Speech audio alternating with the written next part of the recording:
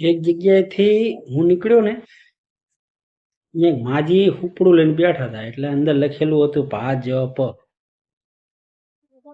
હવે ઈ જે ભાજપ લખેલું હતું ને એ કઈક હરિયાથી આમ સાફ કરતા હતા, કાઢતા હતા. એટલે મેં માજીને પૂછ્યું, મેં કીધું માજી આ શું કરો છો? મને કે બટા નહીં ખબર? મેં કીધું ના ખબર નથી. મને કે 2027માં ભાજપના સુપડા સાફ થવાના છે કે ના હોય? કે હા. અત્યારે તો હું કે સુપડું સાફ કરું, જો આ ભાજપનું સુપડું સાફ કરું.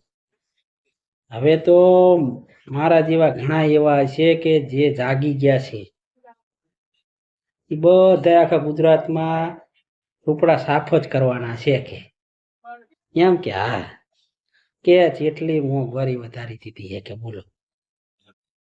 મેં કીધું ચમ? એ તો એમ કે અમે તો રોડ રસ્તા ગેસ ને બધું સસ્તામાં આપી દીધું હોય ને ખેડૂતોના દેવાય માફ કરી નાખ્યા હે.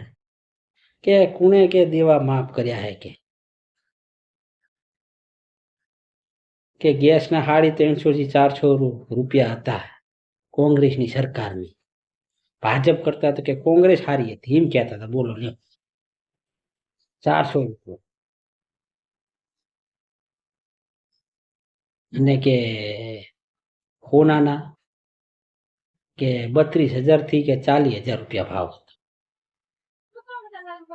આખે આખો કે છોકરો હગઈથી માંડી છે 1,00,000 રૂપિયામાં કે પૈણીને ઘરે આવતો રહેતો. લ્યો, અત્યારે તો ખાલી એક તોલું હોનું જ ખાલી બહુ ચડાવવું હોય ને તો એક તોલું હોનું જ લાખ રૂપિયામાં થાય.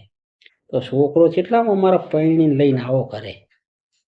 એ આવું કહેતા. બોલો, તમને કેવું લાગે? હે,